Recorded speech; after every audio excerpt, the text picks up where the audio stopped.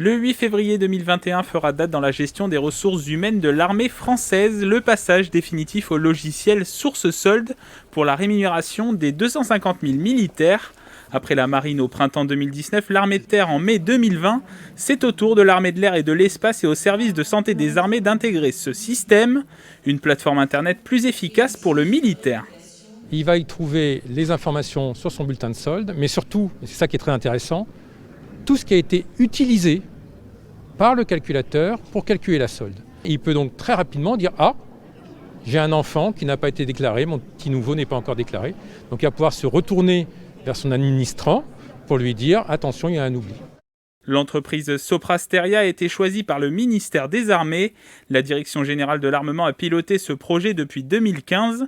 Ce dossier fait suite à l'échec du calculateur Louvois, responsable du versement de 700 millions d'euros de soldes indus, des rémunérations qui ont été récupérées ensuite par l'administration.